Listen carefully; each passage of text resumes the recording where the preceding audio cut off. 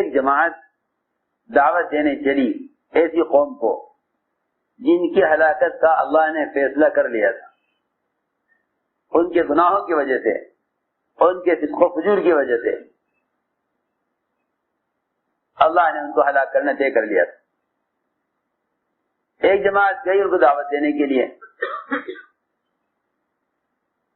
تو لوگوں نے کہا کہ بھائی اب اس کام سے کوئی فائدہ نہیں ہے، سنو غور سے، اب اس کام سے کوئی فائدہ نہیں، کیونکہ اب یہ لوگ گناہوں میں اتنے آگے چلے گئے اور بدکاریوں میں اور گناہوں میں اتنے آگے بڑھ گئے کہ اب اللہ نے انہیں ہلاک کرنے کا، انہیں عذاب دینے کا فیصلہ کر لیا ہے۔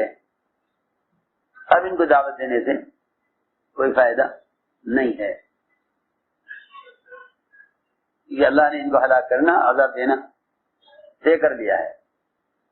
دعوت دینے والوں نے کہا کہ ہم تو ان کو دعوت دیں گے جا کر، کیونکہ ایک بات تو یہ ہے کہ ہم اللہ تعالیٰ کے یہاں اپنی ذمہ داری کے ادا کرنے والے مانے جائیں گے۔ ایک بات تو یہ ہو گئی، اس کا مطلب یہ ہو گیا کہ جو شخص دوسروں کو خود دعوت نہ دے،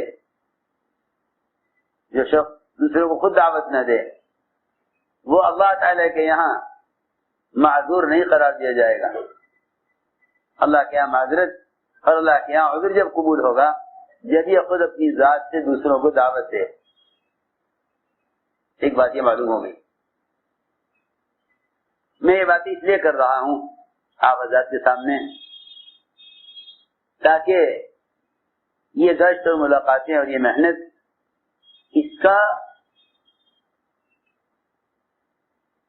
اس کی بنیاد معلوم ہو کیا ہے، کیوں ہے یہ۔ ہم گشت اور ملاقاتیں اور محنت اپنی طبیعت کے اعتبار سے یہ دعوت تبلیغ کی سے نسبت کی وجہ سے کر لیتے ہیں، اللہ کا امر سمجھ کر نہیں کرتے، اللہ کا امر سمجھ کر نہیں کرتے۔ جیسے نماز اللہ کا امر سمجھ کر پڑھتے ہیں، روزہ اللہ کا امر سمجھ کر رکھتے ہیں، حج اللہ کا امر سمجھ کر کرتے ہیں کہ ان کا چھوڑ دینا کبیرہ گناہ ہے۔ اس طرح دعوت جانا اللہ کا امر سمجھ کر نہیں کرتے۔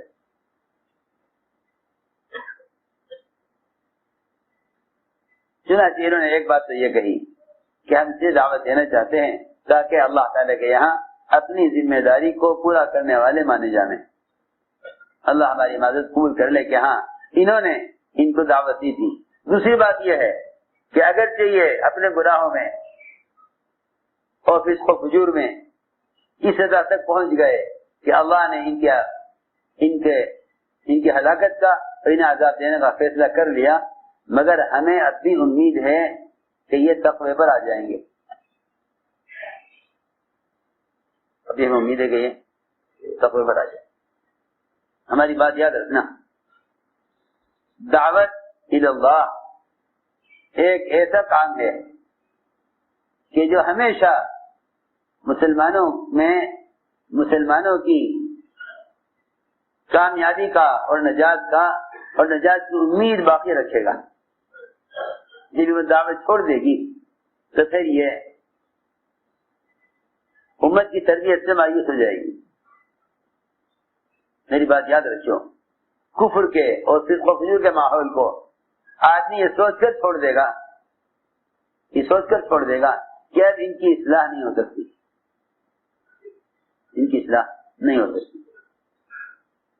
دعوت کا چھوڑ دینا مسلمان کو مسلمان کی اصلاح اور تربیت سے مایوس کر دے گا۔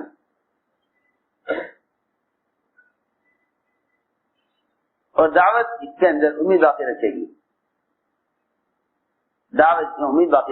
دیکھو حضور اکرم صلی اللہ علیہ وسلم کی وفات پر، آپ کی وفات پر وحی تو بند ہو گئی،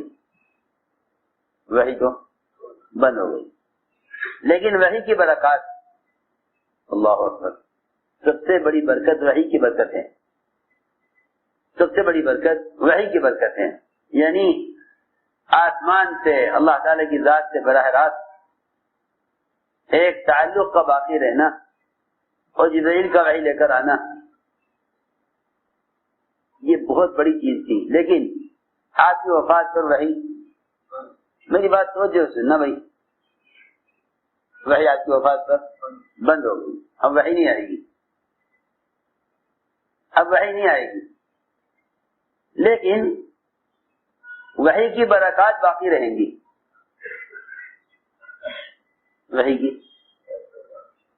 وحی کی برکات باقی رہیں گی. وحی منقطع ہو گئی لیکن وحی کی برکات باقی رہیں گی. وحی کی برکتیں ختم نہیں ہوں گی آپ کی وفات سے. ام ایمن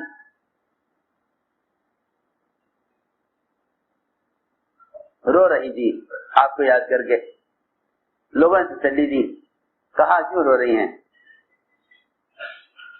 انہوں نے کہا کہ میں اس پر نہیں رو رہی کہ حضور اکرم صلی اللہ علیہ وسلم کی وفات ہو گئی، میں اس پر نہیں رو رہی کہ آپ کی وفات ہو گئی، میں اس پر رو رہی کہ وحی منقطع ہو گئی.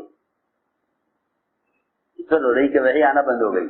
میں اس پر رو رہی ہوں، میں اس پر نہیں رو رہی کہ آپ کی وفات ہو گئی، وہ تو ہونی تھی ایک دن، ہر انسان کو دنیا سے جانا ہے. میں رو رہی ہوں اس پر کہ وحی بند ہو گئی.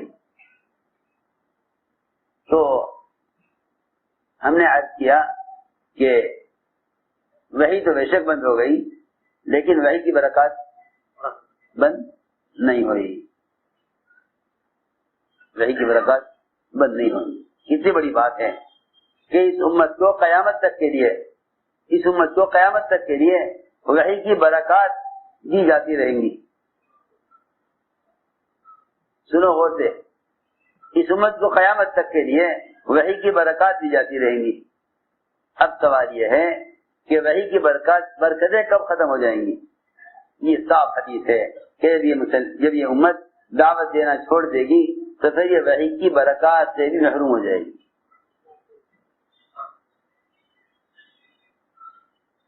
جب یہ امت دعوت دینا چھوڑ دے گی تو دو خیروں سے محروم ہوگی امت. دو خیروں سے امت محروم ہوگی. ایک وحی کی برکات سے محروم ہوگی اور